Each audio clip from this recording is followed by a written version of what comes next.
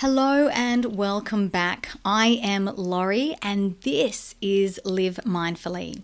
In today's episode, we are taking a good hard look at our to-do lists, that ever-growing list that seems to be creating more pain than joy at the end of each day, and ways we can turn that around.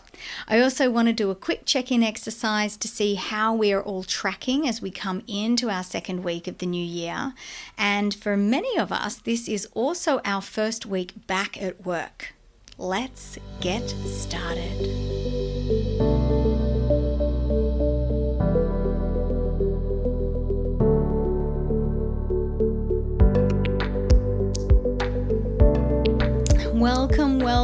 Welcome. Right as I record this, it is raining here in Brisbane again. And I love the rain so much. It's really beautiful to sit here and watch the rain. It always feels like a cleanse to me.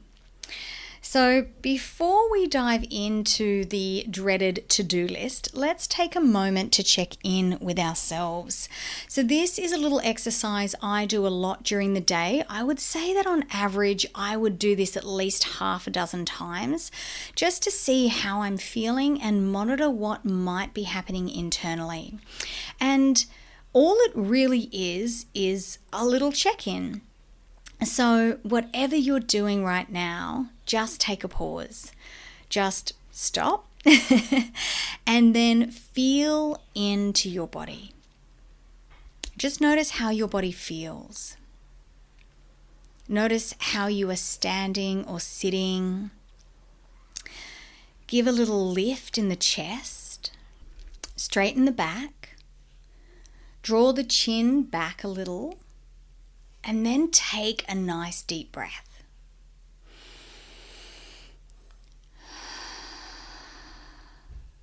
Good.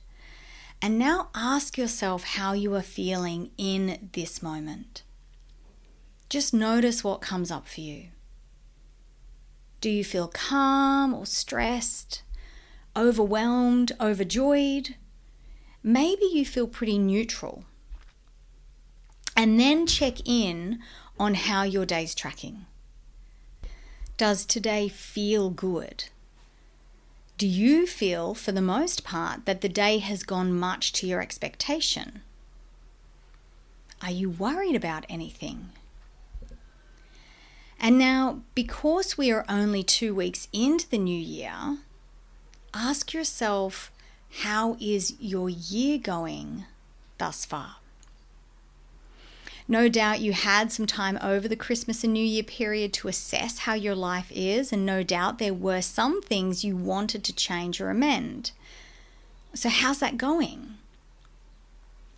And if you have already noticed that you've started to sway, maybe now is a good time to get back on track. Or maybe not. You see, the purpose of this little exercise is not to critique or judge or criticize. Its only purpose is to draw awareness to how you are feeling in this current moment. And perhaps you will feel cause to make some changes. Maybe you're feeling overwhelmed or stressed in this very moment and you want to take 5 minutes to get up and walk around or to get a glass of water. Maybe you've noticed you haven't stopped all day and you're really hungry or irritated about something. Maybe your back is sore and you want to book in that massage. And if that is the case, pause this episode right now and do it. Oh, I love me a good back massage. Maybe you don't want or need to do anything. Often just having the awareness around how you are feeling in this moment is the best medicine, because it sends feedback to your nervous system, to your mind, body, and spirit that you care about yourself and that checking in with you is just as important as checking in with others. Okay, let's move on. So about 2 years or so ago, I read Emma Isaac's book, Winging It. And in the book, she talks about a business retreat she was invited to, hosted by Sir Richard Branson, who brought in one of my all-time favorite human beings, Dr. Libby Weaver. And for those of you who don't know who Dr. Libby is, she is an Australian nutritional biochemist and leader in the health and wellness industry. And I have seen Dr. Libby in person multiple times, and she is incredible and also reasonably priced.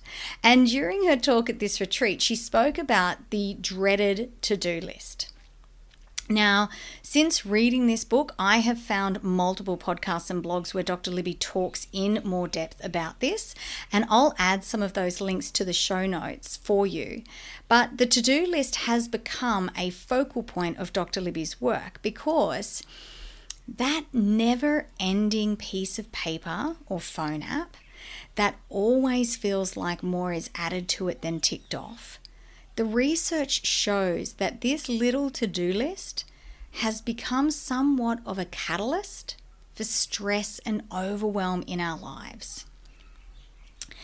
It has become our own little daily reminder that A, we always have way more to do than is conceivably possible, and B, because we can't stay on top of our to-do list, we are clearly not good enough, right? We're losers. Oh, I didn't get anything knocked off my to-do list today. Good work, loser. I have literally caught myself saying this, and I feel very comfortable assuming you probably have too. But the reality is this little to-do list is full of things that are actually not that important, and it's messing with our perception of what we can actually achieve.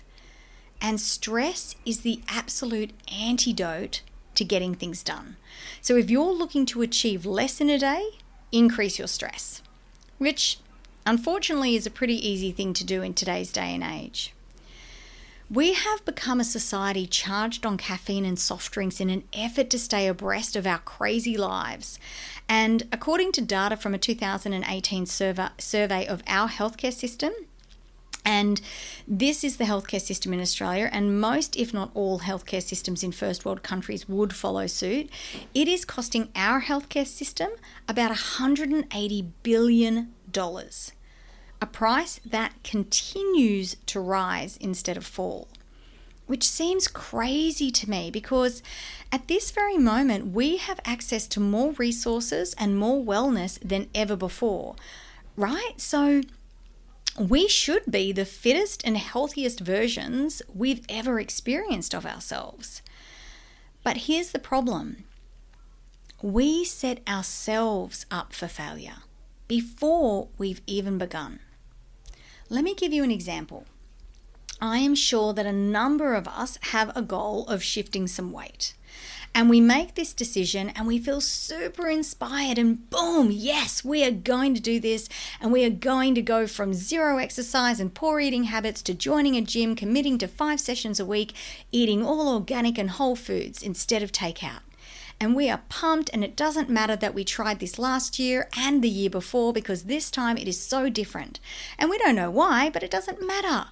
And then 2 weeks in, we fall on our faces. We're exhausted because it takes a ridiculous amount of time to cook from scratch every day. And 5 gym sessions a week? I mean, what were we thinking? That's killing our life.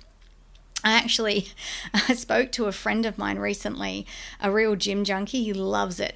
And he told me that a lot of gym goers take the first 2 weeks of the year off going to the gym because it's packed with all these New Year's resolution people who hog machines they don't know how to use.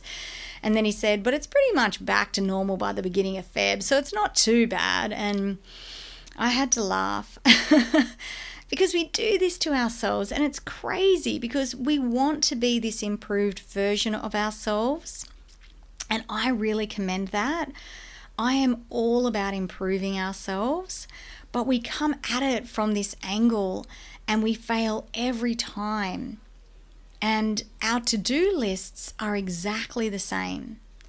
So Dr. Libby did some research on some highly successful and extremely happy people, and she asked them how they achieved the things on their to-do lists. And the answer was, they don't have them. They don't have to-do lists because they don't get stuff done with a to-do list. What they do have are capture lists. Lists that capture their tasks. And I know what you're thinking. How is that different? It's just a different term for the same thing, but it's not. And here's how it's different. When they add things to their capture list, they don't have a predetermined date in their heads of when these tasks need to be done.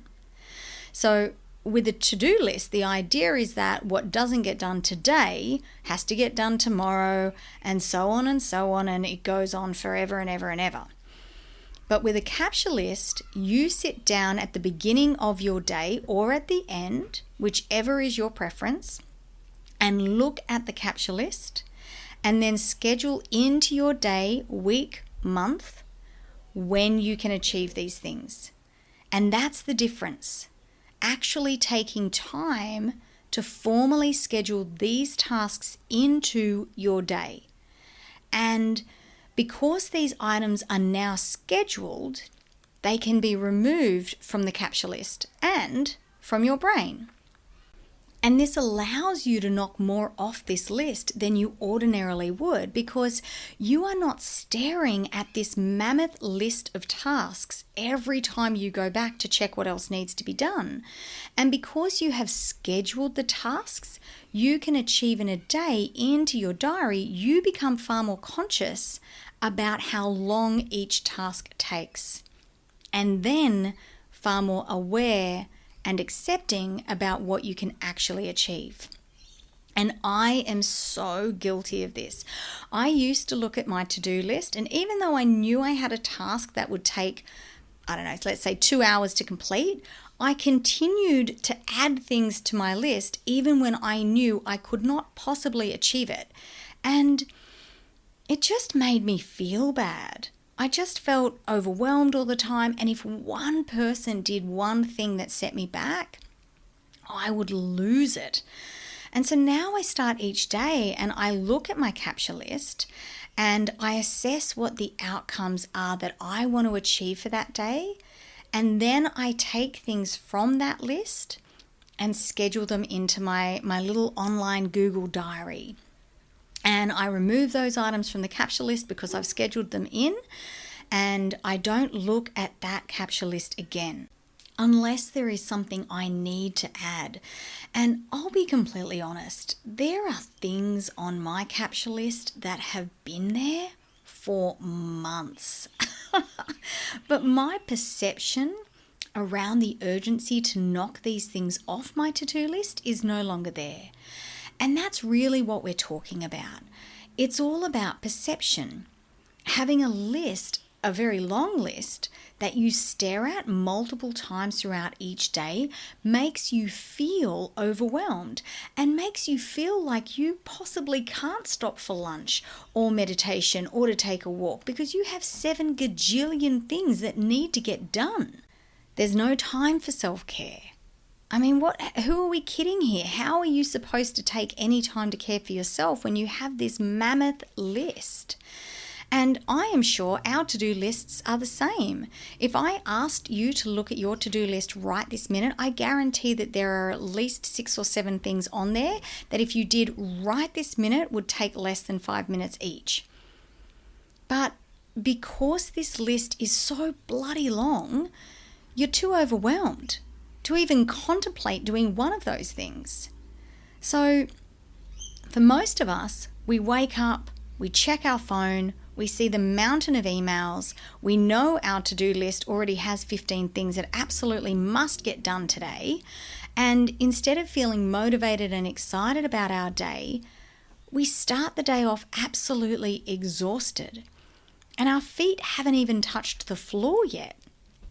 So we drag ourselves to the coffee machine because it's the only way we can even contemplate managing through another day like this. And that's crazy. Life is beautiful and full of so many moments that should bring us copious amounts of joy. And this tiny little list is ruining our lives. So here's my advice. A shift in perception. Take your to-do list and change it to a capture list or tasks or whatever title feels good for you. And then at the start of each day or at the end, begin to schedule into your diary when you are going to achieve these tasks. And then scratch them off your tasks list and don't bother looking at that list again. Now, I know 100% that some of you listening are going to say, well, my day is interrupted 15,000 times, so what do you want me to do about that? If you know that a large portion of your day is going to be interrupted, then you need to take that into consideration when scheduling your tasks. Instead of scheduling in 15 minutes for a task, maybe you schedule in 30 because you know you're likely to be interrupted. If your task takes an hour, schedule in 2. The idea here is to reduce your daily overwhelm. So if you know these things are going to happen, you have to take them into consideration when you are scheduling. And I know I say this in every episode, and yes, I'm going to say it again. We have to start to be realistic. Research says we can realistically achieve only three big tasks each day. And this whole process of scheduling these things into our calendars is going to force us to become more realistic about what we can achieve. And you also must schedule in your breaks, including a lunch break and a short 15 to 20 minute walk following your lunch break to help with digestion. When you approach your to-do list, now known as your capture list, from this angle, you are going to become far more aware of what you can get done. You will organically begin to reduce distractions. You will also start to slowly become more appreciative of what you are achieving and more conscious of the unjust pressure you've been placing on yourself. If this is how super successful and happy people manage their to-do lists, then surely it's worth a try. And remember, you are not going to get to the end of this one great life and be stoked about how much stuff you checked off a to-do list. No one really cares, and neither should you. Be ruthless. When writing your capture list, ask yourself, is this really something that needs to be on there? And remember to prioritize yourself when you are scheduling in your day. Make time for stillness. Make time for deep breaths and for little check-ins like we did at the beginning. Schedule breaks. Take an afternoon off. Schedule play with your children.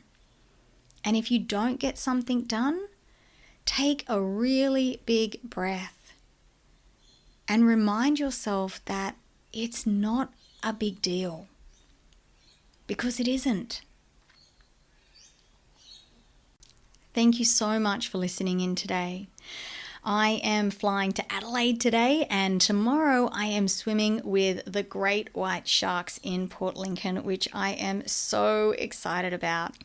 I hope you have some fun things scheduled into your diaries as well. If you have enjoyed today's episode, please follow and rate this podcast, and please share it across your socials. Don't forget to tag me. My Instagram handle is @lifewithlori_, or my Facebook page is Live Mindfully with Lori Moore. Have a great week. I'll be back next week with another great episode. Until then, take good care of yourself.